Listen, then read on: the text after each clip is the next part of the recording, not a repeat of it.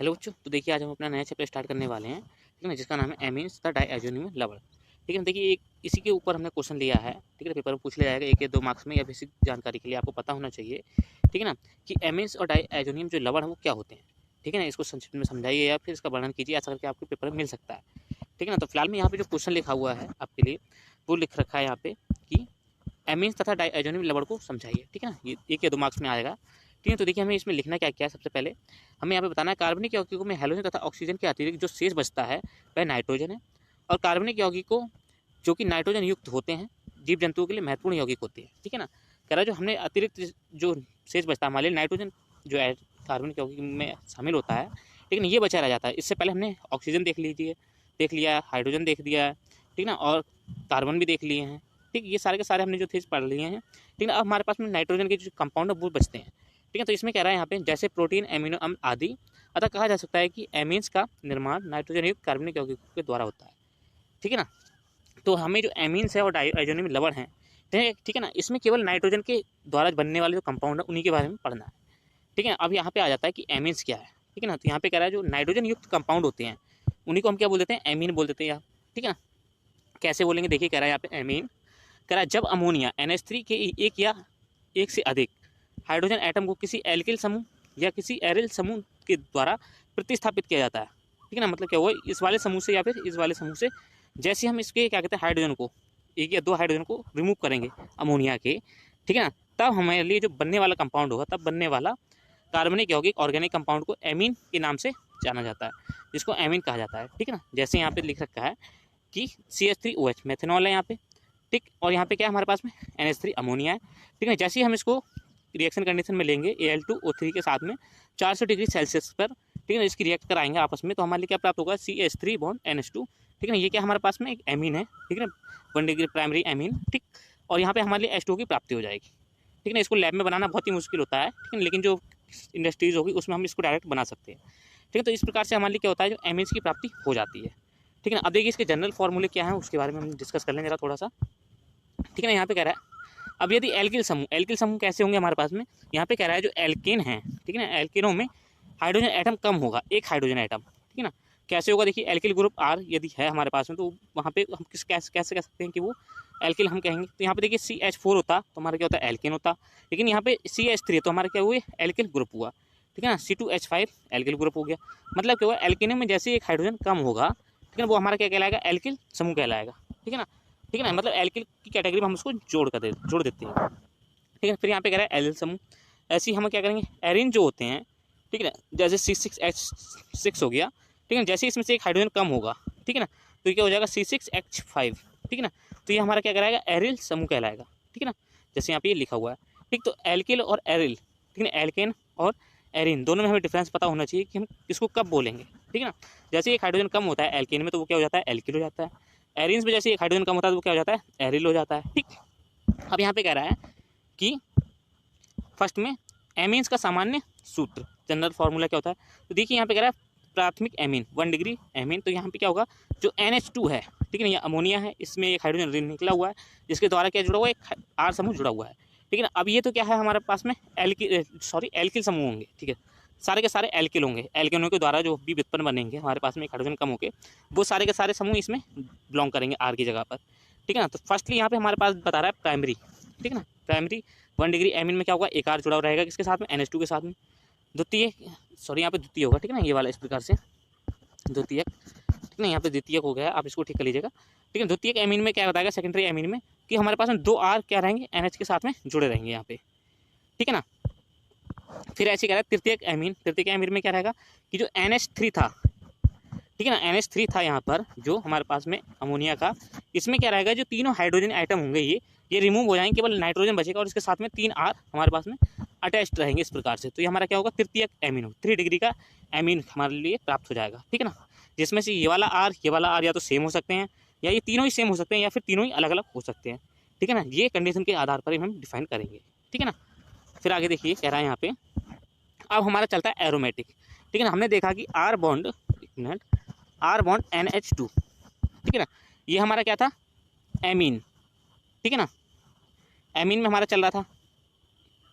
ठीक, लेकिन जैसे ही हमारे पास में यहाँ पे AR आ जाता है, AR बॉन्ड NH2, ठीक ठीक है ना। तो ये हमारा कहलाता है एनिलीन, ठीक है ना। एलिनीन की कंपाउंड में चला जाता है, इसको हम बोलते हैं एरोमेटिक कंपाउंड, ठीक है ना। एमीन से एनिलीन हमारे कैसे प्राप्त होगा, जैसे एरोमेटिक कंपाउंड पे हमारे पास में डायरेक्ट 1 डिग्री की स्थिति पर NH2 जैसे जुड़ा रहेगा, जैसे कि हमारे पास में बेंजीन ये रहा, ठीक है ना, ये बेंजीन है और यहाँ पे अगर हमारे पास में NH2 है लगा हुआ, ठीक है ना, तो प्राइमरी क्या है, एनिलीन है, या हम बोल सकते हैं एनिलीन ही है लेकिन प्राइमरी एमीन है ये, ठीक है ना। ठीक, तो हमारे पे एनिलीन की प्राप्ति किस प्रकार से होती है, कुछ इस प्रकार से होती है। तो ये हमारा एक पोर्शन क्या है ना, एनिलीन हम इसको बोलेंगे, ठीक है ना, 1 डिग्री, ठीक है ना। हमारे लिए यही इंपॉर्टेंट होता है, एरोमेटिक्स के जितने भी कंपाउंड होंगे हम वो पढ़ेंगे, डाइएज़ोनियम लवण जो होंगे उसमें हमारे पास में 20 जो सेक्शन है हमारे पास में ये इंपॉर्टेंट करके रोल प्ले करता है उनको पढ़ने के लिए, ठीक है ना। अब यहाँ पे देखिए इस चीज़ को हम बाद में पढ़ेंगे, इससे पहले हम पढ़ लें डाइएज़ोनियम लवण, ठीक है ना। डाइएज़ोनियम लवण क्या है, ठीक है ना। तो यहाँ पे कह रहा है जब प्राथमिक एरोमेटिक एमीन, एरोमेटिक जैसे कि मैंने आपके लिए बताया था ऊपर, ठीक है ना, कुछ इस प्रकार से ये जो हमारा एरोमेटिक है और उसकी फर्स्ट पोजीशन पर हमारे पास क्या है, NH2 लगा हुआ है, ठीक है ना। तब कह रहा है यहाँ पे प्राथमिक एरोमेटिक एमीन, ठीक है ना, प्राइमरी एरोमेटिक एमीन एनिलीन की रिएक्शन जब हम कराते किसके साथ में, NaNO2 किस और Cl के साथ में, ठीक है ना। मतलब कहने का हुआ कि जो प्राइमरी एमीन हुआ उसकी रिएक्शन जैसे हम NaNO2 और HCl के साथ में तापमान 0 से 5 डिग्री के बीच लेकर कराई जाती है। ये तो लैब की प्रोसेस है, ठीक है ना, लैब की। लेकिन हम जैसे क्या कहते हैं उसको लेते हैं दूसरी जगह पर, ठीक है ना, जैसे कि उद्योग हो गया, इंडस्ट्री हो, उसमें है तो उसकी रिएक्शन किस प्रकार से होगी उसको भी हम देखेंगे, ठीक है ना। फिलहाल में यहाँ पे कह रहा है कि ऐसे हम इतना टेम्परेचर रखकर इसकी रिएक्शन कराते हैं तब बनने वाला कार्बनिक यौगिक डाइएज़ोनियम लवण कहलाता है, ठीक है ना। ये हम कह सकते हैं वो साल्ट कहा जाता है, ठीक है, जिसमें bond NH2 plus X negative, ठीक है ना, इतना पोर्शन क्या है जुड़ा रहता है और ये क्या है, एजोनियम लवण है, ठीक है, डाइएज़ोनियम लवण, ठीक। अब यहाँ पे देखिए कह रहा है यहाँ पे जैसे इसकी रिएक्शन है एरोमेटिक एमीन, ठीक है ना, प्राइमरी एमीन हमारे पास क्या, जैसे मैंने आपको बताया एरोमेटिक कंपाउंड बॉन्ड NH2, ठीक है ना, तो हमारी क्या कहलाएगी, प्राइमरी एमीन कहलाएगी ये वाली पोर्शन, ठीक है ना। जैसे इसकी रिएक्शन हम किसके साथ में कराएंगे, NaNO2 प्लस 2HCl, ठीक है ना, इसके साथ में रिएक्शन कराएंगे कितना टेम्परेचर लेके, 0 से 5 डिग्री सेल्सियस का लेके, ठीक है ना। तब हमारे लिए क्या प्राप्त होगा, तब हमारे लिए यहाँ पे जो है डाइएज़ोनियम लवण के जो कंपाउंड होंगे वो हमें मिलने प्राप्त हो जाएंगे। किस प्रकार से होंगे, देखिए यहाँ पे बनेगा हमारे पास में AR bond NaN2 plus Cl negative, ठीक है ना। अब यहाँ पे देखिए X की जगह पे क्या आ गया, Cl आ गया, ठीक है ना। और यहाँ पे देखिए X की जगह पे हम क्या क्या रख सकते हैं, जो हैलोजन परिवार मतलब यहाँ पे क्रियात्मक समूह के रूप में आ सकता है, ठीक है ना। Cl negative, Br negative, Bf4 negative, HSO4 negative, ठीक है ना। तो ये सारे जो कंपाउंड है उस X की जगह पे बिलोंग करेंगे, ठीक है ना। इसके अलावा और अदरवाइज हो सकते हैं करें, लेकिन फिलहाल में हम इतने ही कंपाउंडों को देखेंगे इस X की जगह पे बिलोंग करते हुए, बाकी ये जो पोर्शन हमारा है सेम रहेगा, ठीक है ना। तो यहाँ पे देखिए कह रहा है ये जो कंपाउंड बनेगा हमारा वो किस प्रकार से बनेगा, जैसे हमने इसकी रिएक्शन कराई इसके साथ में, तो AR बॉन्ड Na2 प्लस, ठीक है ना, Cl negative plus NaCl plus 2H2O, ठीक है ना, ये हमारे लिए कंपाउंड प्राप्ति होती है, ठीक है ना, जिससे हमारे लिए डाइएज़ोनियम के रूप में ये हमारे लिए प्राप्त हो जाता है, ठीक है ना। कह रहा है जिसका सामान्य सूत्र क्या होता है, AR बॉन्ड N2 प्लस, ठीक है ना, AR bond N2 plus X negative, जहाँ पर X क्या रहेगा हमारे पास में इतने में से कोई भी एक एलिमेंट क्या रहेगा, बिलोंग करेगा X की पोजीशन पर, ठीक है ना। अब देखिए जैसे इसका नाम हम देखेंगे, ठीक है, तो ये तो हमारा क्या है, बेंजीन, इतना पोर्शन, ठीक है ना।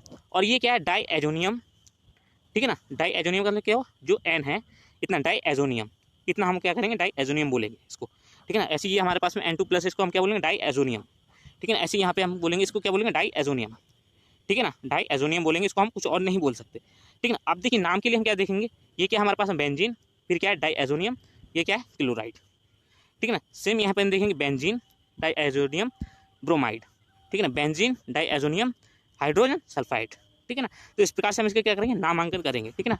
अगर आपको ईजी लगा तो प्लीज़ लाइक कर लीजिए वीडियो को यहीं से और सब्सक्राइब भी कर लीजिए चैनल के लिए, ठीक है ना। और उसके बाद हम देखेंगे एमीन्स बनाने की विधि का वर्णन कैसे करेंगे हम, ठीक है ना, कि एमीन कैसे बनाई जाती है उसके लिए, ठीक।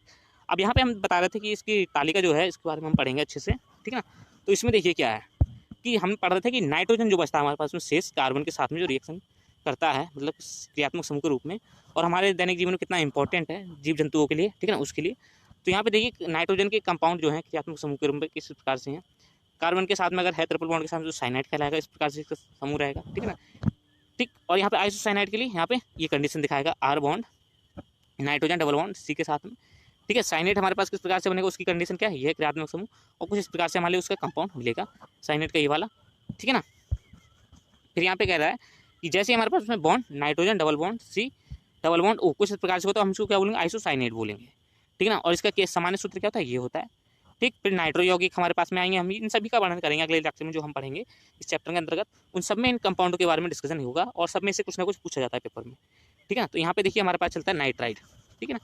तो नाइट्राइड यहाँ पे आ जाता है हमारे पास में NO2, ठीक है ना। NO2 ये हमारा नाइट्राइड हो जाएगा यहाँ पे, ठीक। और इसमें क्रियात्मक समूह हमारे पास क्या रहेगा, कुछ इस प्रकार से रहेगा, बॉन्ड NO2 का, ठीक है ना। अब यहाँ पे देखिए प्राथमिक एमीन, तो प्राथमिक एमीन हमारे पास में क्या है, R बॉन्ड NH2, ठीक है ना।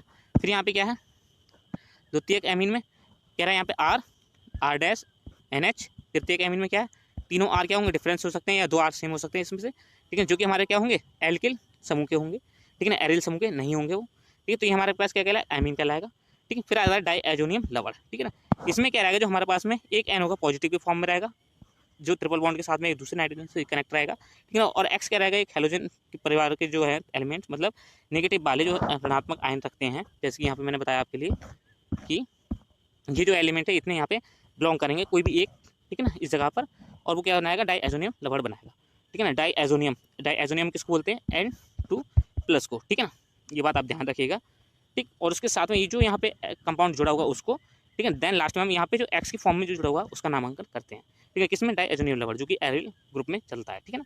तो मिलते हैं अगले लेक्चर में, all the best, bye bye, revision कीजिए और पढ़िए, ठीक है ना। इतना ही था आज के लिए हमारे लिए, ठीक है ना। अगले हम पढ़ेंगे एमीन्स बनाने की विधि का वर्णन कीजिए, ठीक है ना।